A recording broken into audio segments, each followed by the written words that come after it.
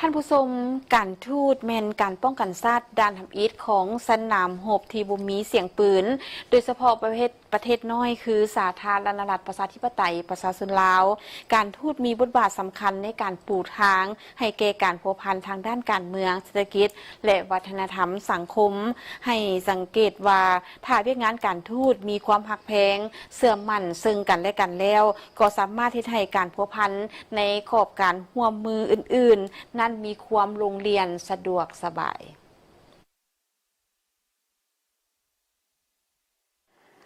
เนื่องในโอกาสเฉลิมฉลองครบรอบ80ปีวันการทูตลาวท่านสมสวัสดิ์เลงสวัสดิ์อดีตรองนายกรัฐมนตรีได้ให้สัมภาษณ์ต่อสื่อมวลชนว่าการทูตมีบทบาทในการเปิดกว้างประเทศเพื่อเพิ่มมิตรลดศัตรูอำนวยความสะดวกในการขยายการพัวพันออกสู่ภายนอกและยกระดับการพัวพันให้สูงขึ้นไปเรื่อยๆโดยยึดมั่นแนวทางการต่างประเทศสันติภาพเอกราชมิตรภาพและการร่วมมืออย่างเสมอต้นเสมอปลายการเคลื่อนไหวเวียกงานการต่างประเทศและการเคลื่อนไหวการทูตแม้นมีบทบาทสำคัญในการเชื่อมโยงกับภาคพื้นและสากลเปิดกว้างการพัวพันร่วมมือกับบรรดาประเทศใกล้เคียงก็คือบรรดาประเทศสมาชิกอาเซียน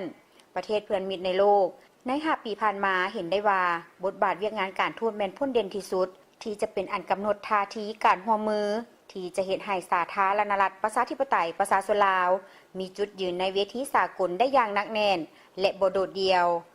การเคลื่อนไหวเวียกงานการทูตแม้นล้วนแล้วแต่มีความเอาใจใส่เป็นเจ้าการเพิ่มทวีการพัวพันร่วมมือกับบรรดาประเทศเพื่อนมิตรยุทธศาสตร์ยกระดับการพัวพันร่วมมือให้ก้าวขึ้นสู่ระดับสูงใหม่และมีประสิทธิผลสูงกว่าเก่าขอให้หนักการทูตวันนี้1มันต้องมีความหนักแน่นที่สุดแหละทางด้านการเมืองนี่นะดังนั้นเพื่อให้มันหนักแน่นนี้เราต้องมั่นเหียนเอาเอกสารของพรรคนับทั้งกฎระเบียบของพรรคกฎหมายของรัฐมาอ่านมาค้นมาค้นอันที่2มันมีความสำนิสำนานทางด้านวิชาการอันที่3มาแล้วมันต้องรู้จากด้านภาษาต่างประเทศภาษาต่างประเทศนี่ก็มีความจำเป็น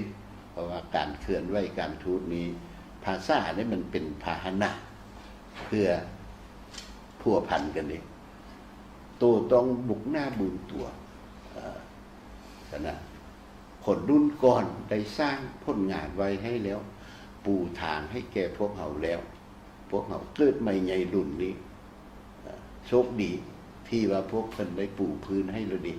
สำหรับนักการทูตนี้ต้องสร้างตนเองให้เป็นคนหนักแน่นทางด้านการเมืองมีน้ำใจรักษาอันดูดดื่มแท้ๆเฮ็ดหยังก็ต้องคำนึงถึงว่าเฮาเป็นตัวแทนของชาติและอีกอย่างหนึ่งสำหรับคะแนนการต่างประเทศที่ข้าพเจ้าเคยเป็นผู้นำอยู่คะแนนนี้13ปีเห็นว่าอยากให้คะแนนการต่างประเทศนี่นะมีผลสำเร็จดีเด่นในเวียกงานของตนนั่นนะเคียงคู่กับการบุกบืนของพวกเฮาเองอยู่คะแนนเฮาเองนี่นะต้องมีการประสานงานอย่างแน่นแฟ้นกับทุกคะแนนการของรัฐบาลกับทุกแขวงต้องได้มีกลไกประสานงานให้ดีอันเนี้ยแม่นว่าให้เฮาเป็นเจ้าการประสานงานกับคะแนนการต่างๆเพื่อจะสุกนิ้วการพันขยายพ้นของการเคลื่อนไหวต่างประเทศให้มันสำหรับเวียกงานในต่อหน้าต้องการเสริมสร้างการพัวพันกับบรรดาเพื่อนมิตรยุทธศาสตร์ร่วมอุดมการณ์ต้องให้มีแผนและเวลาคักแน่จะสุ่มใส่ด้านใดโดยเฉพาะการยกระดับการร่วมมือแบบพิเศษลาวเวียดนามใน5ปีต่อหน้าจะเฮ็ดหยังและอันใดแม่นบริมสิทธิพิเศษการพัฒนาคู่ร่วมสตากรรมลาวจีนแม่นการพัฒนาที่มีคุณภาพอันใหม่โดยต้องเบิ่งว่าสิ่งใดที่เฮามีท่าแฮงบวกกับสิ่งที่กำลังเป็นที่ต้องการรักษาสายพัวพันมิตรภาพที่เป็นมูลเชื่อต้องมีความดุลเดียงเหมาะสมและถูกต้องที่สุดส่วนเวียกงานการทูตเศรษฐกิจต้องเผยแพร่นิติกรรมที่เกี่ยวข้องกับเวียกงานการทูตเพื่อส่งเสริมเศรษฐกิจให้กว้างขวางและลึกซึ้งสร้างกลไกการประสานงานอย่างเป็นระบบและมีฐานข้อมูลที่เชื่อถือและรับประกันความปลอดภัยและต้องทันสมัยเข้าถึงได้ง่ายอย่างมีประสิทธิภาพ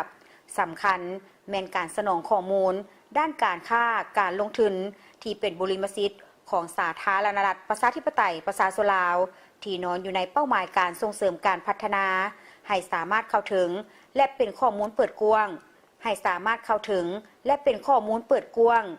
ให้แก่ผู้ไปเคลื่อนไหวเวียกงานการทูตตัวจริงจึงจะเป็นทั้งคู่มือแนะนำทั้งเป็นอาวุธและเป็นทั้งเครื่องมือช่วยให้การเคลื่อนไหวเป็นขบวนและเอกภาพจึงจะสามารถเฮ็ดให้ผลการเคลื่อนไหวการทูตเศรษฐกิจประสบผลสำเร็จและยืนยงสืบไป